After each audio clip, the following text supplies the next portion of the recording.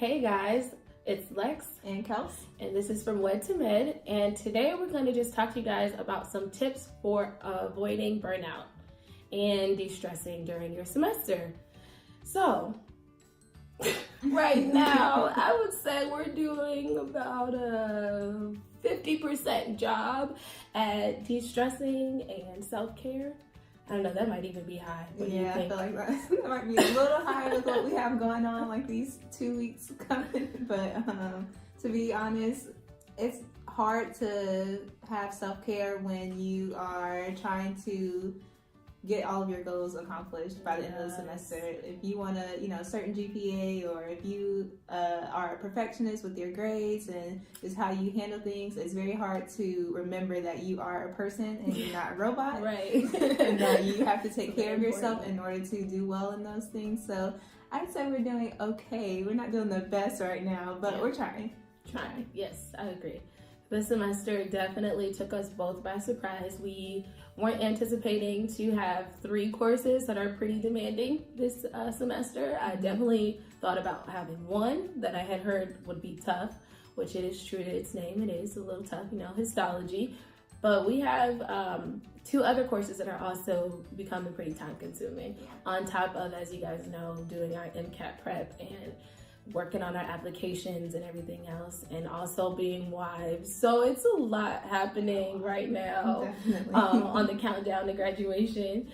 So let's see. So for me, I would say for trying to de-stress, that might mean a day of, I don't know, just being outside. I notice my mood changes a lot on like the sunnier days. So when it's a little nicer outside, I might still need to study, but I might go to a coffee shop and study, or do something, just kind of change up the scene a little bit. Usually I'm studying at home, and studying at home is nice because it's quiet and everything, but after 4 days and being in the house, you gotta switch it up a little bit. So going outside, get some fresh air. That's important. Definitely switch up the scenery, and you can still study while you're doing that. I know in undergrad, which I probably should be doing now, but in undergrad before finals, I would take a walk with my notes to the our exams were not in the same location as our classrooms would be, so I would kind of take the long way around with my notes to get to the classroom, and that kind of helped me feel better and not like I was clammed up in my room or in the library in a little corner trying to study all day. So definitely switch up the scenery. It helps. That does help. Let's see, maybe taking a day, or maybe if you don't want to have a whole day because you might feel guilty, maybe an afternoon of watching some of your favorite shows or going to a movie or something, if that kind of helps you escape your reality for a little bit. Watch something funny. I know for me, when I'm already kind of feeling stressed, I don't like watching dramatic TV. It's just too much for me. I don't want to watch anything that's gonna make me feel anxious or any type of over emotion. I want to laugh at some really stupid stuff. So usually on high stress days, I'm watching something pretty goofy that most people probably don't even think is that funny, but to me at that moment is what I need to do. But I know some people they incorporate that into their daily routine. So they'll study all day, and then by dinner time they'll watch Netflix, or they'll use their eating breaks to watch YouTube or something like that. So that's something that you guys could also do. That is a good idea. Let's see.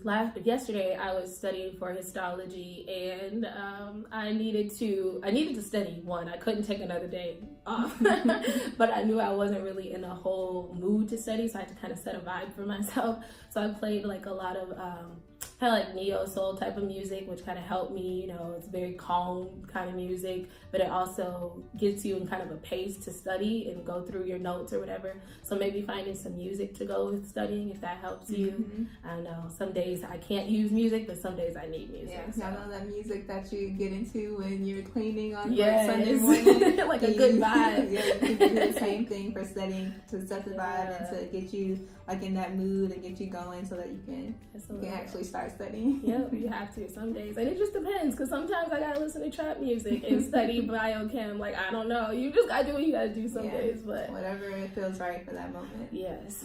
What else? Let's see. Maybe if you're into yoga, you can try that. I tried yoga once, but I'm not really a yoga girl. But I don't know, have you done it? I've done it, but I haven't done it as a de-stressor. I've just done it just to, try it and say I did it kind of thing. But it does help for some people, so you just have to find out what works for you. Yoga, some people will go for a run, go exercising. Maybe you can do a project. So if you're more like artistic or something, you want to draw or write or do anything else outside of your normal academic studying for a little bit. Maybe give yourself, like Kel said, a couple hours at the end of all of your studying so you don't feel so guilty that you're taking a break. But what I learned this semester is you have to be selfish sometimes, and you have to say, today I deserve just a day to do whatever I want to do. A day for me. Don't open your laptop or whatever. And then the next day when you get back into it, you'll feel a lot better. But I'm definitely guilty as being a perfectionist. So sometimes when I'm not studying, I feel like I'm wasting my time and I should be studying. Right. But like Kelsey said, we're not robots, we're humans, and your body will tell you when you need to take a break. Definitely. So either you're gonna listen or your body will make you. Yeah, exactly. Some way or another. So let's see what else. For those of you guys who are in relationships, maybe you can plan a date night. Or I know for me, because I'm still in distance marriage, we don't really have date nights, but we'll have certain times where we may FaceTime, or we're just gonna take an hour or whatever to talk about our day or whatever we're doing. That can be helpful. Kelsey, now her husband's here, so they can actually have date night, right? Yeah, and that's something that we actually did this past weekend because he had a lot of things going on with work, and you all know that we have exams this week, so we took Friday night off to just kind of enjoy each other's company and have some quality time together, and then got right back into studying the next day. Yes. And then, or have a good time with your friends and hang out. Like, I had a really great time this past weekend when I probably should have been studying, but I was at the Millennium Tour getting my entire life. I felt like I was, back in 2005. It was a good time. So sometimes you just have to do that. Just separate yourself from your norm. It'll help you feel a lot better. Yeah. But yeah, for everyone, we want you guys to be your best selves for applying to medical school and for preparing for your MCAT. So you have to do something that helps you bring it back down. Like, you cannot always be fully wired up, because you're gonna crash and burn essentially at some point. I've done it before in undergrad. I thought, if I stay up all night, or if I have this 5-hour energy tomorrow on my exam, I'm gonna remember everything. No, I did not remember anything, and I was really upset because I tried so hard to study. So you have to, stop yourself and take breaks. So on that note, make sure you get sleep. Definitely. We probably don't get 8 hours of sleep, but make sure you get a decent amount, especially the night before a test. Yes. Yeah. You just have to cut it off at a certain point, because 12 o'clock comes and you still are looking at the same slide for the last hour. It's not getting anywhere. You're not getting anywhere. Just let your brain consolidate that information, and then the next day when you see it on the exam, you'll have that light bulb moment. You're like, oh yes, I did study this. But if you keep going, everything gets all jumbled up, and you'll be more upset with yourself. Yeah, and this doesn't work for me, but I know some people like to read a book. I have a hard time trying to read textbooks and then switching to a different genre, but it does work for some people. So if that's you, kudos to you. Whatever works. Whatever works. Or traveling. I like to travel. Or even if you can't go somewhere far, maybe you'll just go to the next town over or something and just get, like we said, just a change of scenery. That can help. Talking to family or friends, or maybe cooking. Cooking is really a big stress relief for me. So sometimes if I'm not in the mood to study, I might just cook something, go on Pinterest, find a new idea and try that out. But whatever works for you, just to kind of de-stress, because you have to be your best self. And we're in our graduate program, and it's tough. And for those of you who are in graduate programs or undergraduate programs, those are tough as well, but it's only going to get tougher as we increase to medical school or wherever your next step is. So it's good to establish your routine early and now, so that when you do get to those next steps, you kind of you know where you are.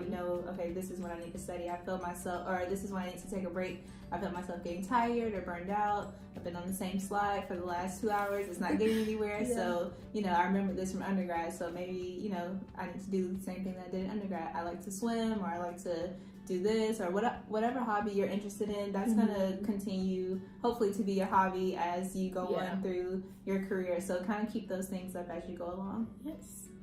So if there's anything that we forgot or any cool things that you guys do for self-care and you want to share with us, please let us know in the comment section. If we can think of anything else, we'll definitely share with you guys on our Instagram channel at fromwedtomed. And we hope everybody stays healthy and happy through the rest of the semester and into the MCAT and application cycle for this year. All positive vibes. Definitely. So until next time, guys.